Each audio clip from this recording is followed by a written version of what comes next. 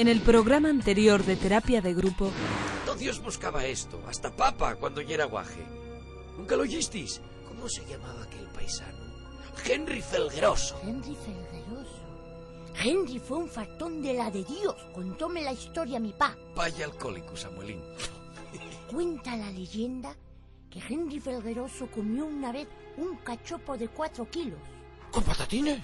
Con patatines. Quiero tener 1.000.000 de amigos y así más fuerte poder calciar.